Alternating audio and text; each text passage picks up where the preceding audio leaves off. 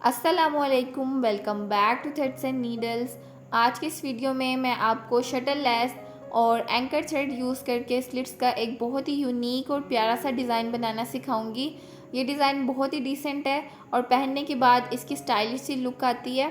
तो यहाँ पे आप देख सकते हैं कि ये मेरी शर्ट है जिस पे मुझे ये डिज़ाइन बनाना है, और यहाँ पे मैंने शर्ट के स्लिट्स को पहले से फ़ोल्ड करके एक सिलाई लगा ली है। जिस तरह हम नॉर्मली स्लिट्स को फ़ोल्ड करके सिलाई लगाते हैं उस तरीके से मैंने यहाँ पे सिलाई लगाई है। और एक चीज़ मैं आपको और बता दूँ कि मैंने यहाँ पे सिर्फ सिंगल सिलाई लगाई है ताकि इसके स्लिट्स के धागे ना निकलें। यहाँ पे आपको डबल सिलाई लगाने की ज़रूरत नहीं है। तो इस तरीके से आपने स्लिट्स पे सिलाई लगा के इनको तैयार कर लेना है।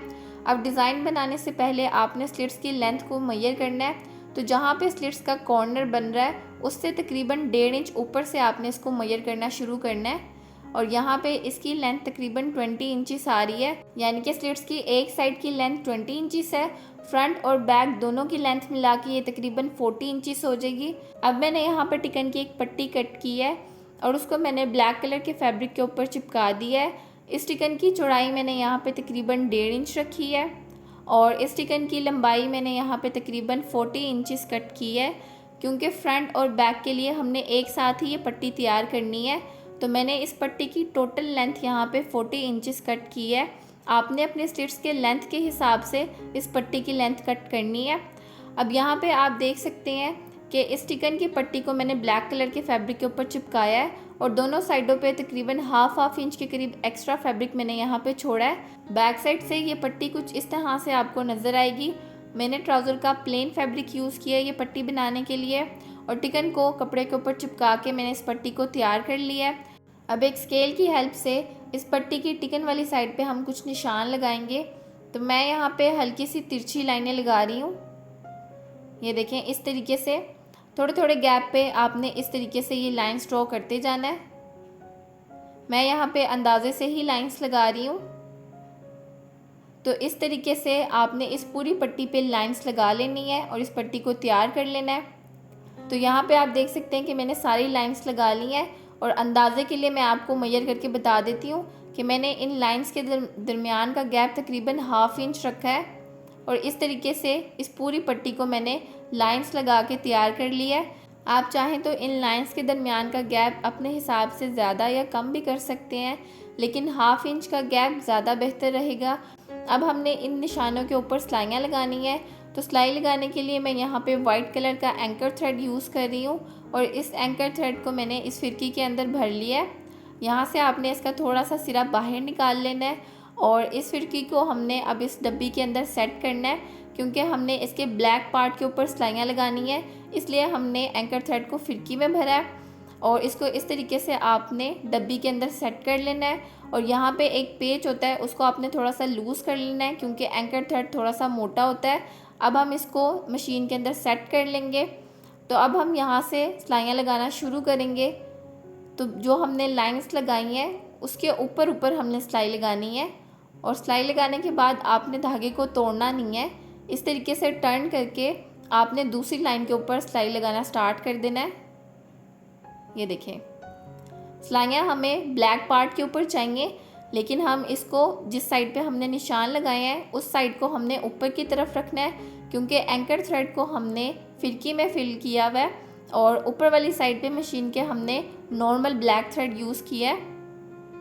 इस तरीके से जहाँ जहाँ पे हमने लाइंस लगाई हैं वहाँ पे हमने बारी बारी सिलाई लगाते जाना है। और सिलाई लगाने के बाद आपने धागे को बार बार कट नहीं करना, इसको घुमा के आपने दूसरी लाइन के ऊपर ले जाना है। एक तो इससे आपका टाइम सेव होगा और दूसरा ये, अगर आप बार बार धागे को कट करेंगे तो साइडों से सिलाइयाँ खुलने के चांसेस काफ़ी ज़्यादा हो जाते हैं, इसलिए आपने पूरी पट्टी पे एक ही साथ सिलाइयाँ लगा के इसको तैयार करना है। ये जिस तरह से मैं आपको दिखा रही हूँ इसी तरीके से आपने ये सारी सिलाइयाँ लगा के इस पट्टी को तैयार कर लेना है।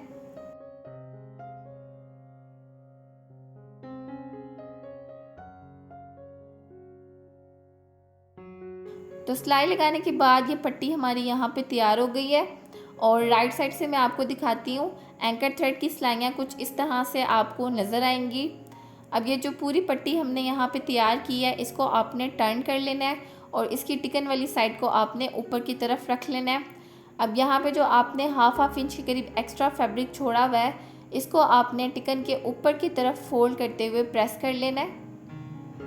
ये देखें, इस तरीके से आपने इसको यहाँ पे प्रेस करना है। और अब दूसरी साइड से भी जो एक्स्ट्रा कपड़ा है उसको आपने टिकन के ऊपर फोल्ड करते हुए प्रेस कर देना है। अच्छे तरीके से आपने इसको यहाँ पे प्रेस करके इस पट्टी को तैयार कर लेना है। तो प्रेस करने के बाद पट्टी की राइट साइड कुछ इस तरह से तैयार हो जाएगी। अब इस पट्टी को हमने शेप देनी है। तो शेप देने के लिए मैं इस पट्टी के दोनों एंड्स को मिला के रखूँगी। हम इस पट्टी को शर्ट पे स्टिच करने से पहले ही शेप दे लेंगे ताकि हमें स्टिच करते हुए आसानी हो। तो इस तरीके से इस पट्टी के दोनों एंड्स को आपने मिला के रखना है। सिलाइयाँ बेशक मैच ना हो, बस आपने पट्टी के एंड्स को मिला के नीचे वाली साइड से इसको प्रेस करना शुरू करना है। तो आप यहाँ पे देखेंगे कि ऊपर की तरफ इसकी एक नोक बन जाएगी। ये देखें, इस तरीके से पहले यहाँ पे कोई नोक नहीं थी, लेकिन जब आप पट्टी के एंड्स को मिला के प्रेस करेंगे तो ऊपर की तरफ इस तरह से एक कॉर्नर बन जाएगा। यहाँ पे आपने इस कॉर्नर को सेट कर लेना है और उसके बाद इस पट्टी को अच्छे तरीके से प्रेस कर लेना है ताकि ये नोक यहाँ पे सेट हो जाए और इसकी क्रीज अच्छी तरह से बिठा लेनी है आपने। तो प्रेस करने के बाद ये पट्टी हमने तैयार कर ली है। कॉर्नर हमने इसका पहले से बना लिया है। अब हम इसको शर्ट के स्लिट्स पे स्टिच करेंगे। तो यहाँ पे जैसा कि मैंने आपको बताया था कि शर्ट के स्लिट्स पे मैंने एक एक सिलाई लगा के इनको फोल्ड कर लिया था। अब जहाँ पे हमारे स्लिट्स का कॉर्नर है, इससे तकरीबन 1.5 इंच ऊपर की तरफ आपने इस पट्टी की नोक को रख के सेट करना है। ये देखें, इस तरीके से बिल्कुल कॉर्नर के साथ आपने पट्टी की नोक को मिलाना है और यहाँ पे इस पट्टी को आपने सेट कर लेना है। तो इसको यहाँ पे सेट करने के लिए मैं पिन्स लगा लूँगी ताकि ये अपनी जगह से मूव ना करे। तो एक पिन मैं ऊपर की तरफ लगा रही हूँ जहाँ पे इसकी नोक बन रही है, यहाँ पे ये देखें। और अब इस पट्टी को सीधा करके आगे और पीछे दोनों स्लिट्स पे आपने इस तरीके से सेट कर लेना है और इसको आपने यहाँ पे सेट करके पिन्स लगा लेनी है। तो इस तरीके से फ्रंट और बैक स्लिट्स की पट्टी एक साथ ही तैयार हो जाएगी। आपको फ्रंट और बैक स्लिट्स के लिए अलग अलग पट्टी बना के स्टिच करने की ज़रूरत नहीं है। मैंने आपके सामने 40 इंचेस लंबी एक पट्टी बनाई थी और उसको सेंटर से प्रेस करके इस तरह से कॉर्नर बना लिया था और फ्रंट और बैक की ये पट्टी एक साथ बना ली है। अब हमने इसको सिलाई लगानी है। तो शर्ट के स्लिट्स को और इस पट्टी को मिला के आपने इस तरह से सेट करना है और फिर हम इसके कॉर्नर पे सिलाई लगाएंगे। ये देखें, तो यहाँ पे मैं बिल्कुल किनारे पे सिलाई लगा रही हूँ और इस चीज़ का आपने यहाँ पे ख्याल रखना है कि नीचे कपड़े पे और पट्टी पे दोनों पे सिलाई लगनी चाहिए। ये देखें, साथ साथ आपने कपड़े को सेट भी करते जाना है ताकि कपड़ा नीचे से मूव ना करे और बिल्कुल किनारे की आपने सिलाई लगानी है। आप इस पट्टी को डायरेक्टली भी शर्ट पे स्टिच कर सकते हैं। आपको पहले से इसकी नोक बना के प्रेस करने की ज़रूरत नहीं है। आप डायरेक्टली जब इसको सिलाई लगाएं आप इसके कॉर्नर्स तब भी बना सकते हैं, लेकिन जो लोग बिगिनर्स हैं या फिर ये डिज़ाइन पहली दफ़ा बना रहे हैं उनके लिए आसानी हो जाएगी अगर वो इसके पट्टी के कॉर्नर्स को पहले बना के प्रेस कर लें और उसके बाद शर्ट के स्लिट्स के ऊपर रख के इसको पिनअप कर लें और फिर इस पर सिलाई लगाएं। इससे एक तो ये होगा कि आपके दोनों साइडों के कॉर्नर्स भी बराबर आएंगे और फिनिशिंग से आपका डिज़ाइन तैयार होगा। साथ साथ मैं पिन्स को यहाँ पे रिमूव करती जा रही हूँ और पट्टी की नोक को आपने फिटिंग की सिलाई के साथ मिला के रखना है और उसके बाद इसको यहाँ पे सिलाई लगानी है। ये देखें, बिल्कुल फिटिंग की सिलाई के ऊपर आपने पट्टी की नोक को रखना है। इस तरीके से नोक तक इसको सिलाई लगाने के बाद आपने मशीन के पैड को उठा के कपड़े को घुमा लेना है और यहाँ से आपने धागे को कट नहीं करना, बल्कि यहीं से हम सिलाई को पट्टी की दूसरी साइड पे ले जाएंगे। ये देखें, यहाँ से आपने मशीन के पैर को नीचे करना है और पट्टी की दूसरी साइड पे अब आपने सिलाई लगानी है।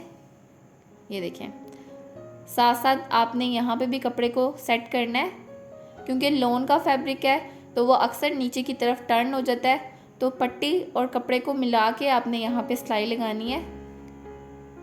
तो पूरी सिलाई आपने इसी तरीके से लगानी है और इस पट्टी को शर्ट के ऊपर स्टिच कर देना है। तो जब तक मैं ये सिलाई लगा रही हूँ, अगर आपने अभी तक मेरे चैनल को सब्सक्राइब नहीं किया तो सब्सक्राइब भी कर लें और बेल आइकन को भी प्रेस कर लें ताकि आपको मेरी हर आने वाली वीडियो की नोटिफिकेशन मिल सके।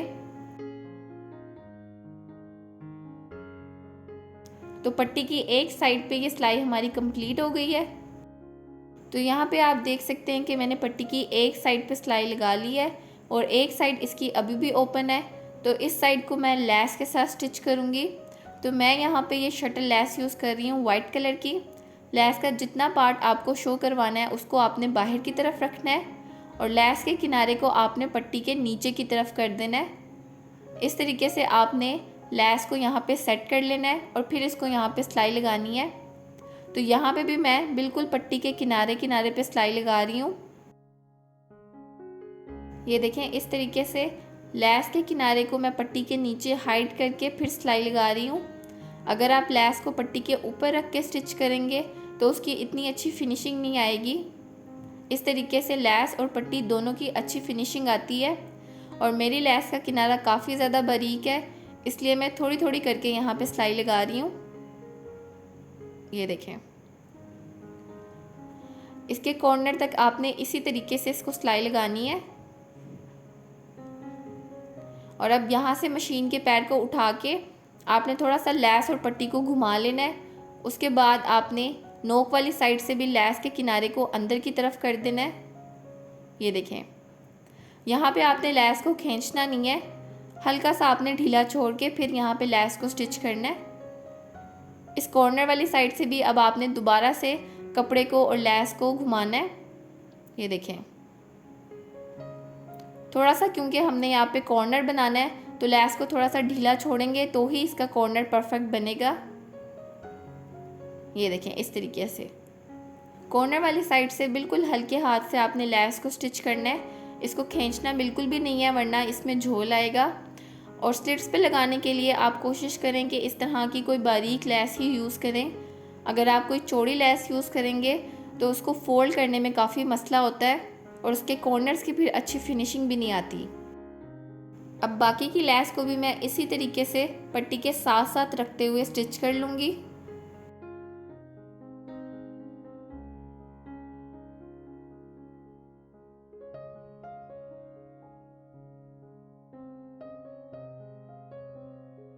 तो इसके साथ ही स्लिट्स का ये डिज़ाइन हमारा यहाँ पे रेडी हो गया है। पहनने के बाद इसकी बहुत स्टाइलिश सी लुक आती है और एक सिंपल से ड्रेस में बहुत ज़्यादा ग्रेस ऐड हो जाती है। दूसरी साइड पे भी मैंने इसी तरीके से ये डिज़ाइन बना के स्लिट्स को तैयार कर लिया है। अब इसके कॉर्नर्स की भी फिनिशिंग मैं आपको चेक करवाती हूँ। ये देखें, इसके कॉर्नर्स कितने नीट बने हैं और लेस भी कितनी फिनिशिंग के साथ यहाँ पे स्टिच हुई है। तो आप भी इस वीडियो को फॉलो करते हुए इस डिज़ाइन को लास्ट में ट्राई कीजिएगा और कमेंट सेक्शन में मुझे अपने रिव्यूज़ दीजिएगा। अब मैं आपको इन स्लिट्स की फ्रंट और बैक की भी लुक दिखाती हूँ। ये देखें, फ्रंट और बैक पे इन स्लिट्स की कुछ इस तरह से लुक आएगी। तो ये थी जी आज की वीडियो। आई होप कि आपको ये वीडियो पसंद आई होगी और वीडियो आपके लिए यूज़फुल रही होगी। तो वीडियो को लाइक, शेयर और कमेंट करना ना भूलें। साथ ही मेरे चैनल को भी सब्सक्राइब कर लें और बेल आइकन को प्रेस कर लें ताकि आपको मेरी हर आने वाली वीडियो की नोटिफिकेशन सबसे पहले मिल सके। तो मिलते हैं अगली वीडियो के साथ, तब तक के लिए अल्लाह हाफिज़।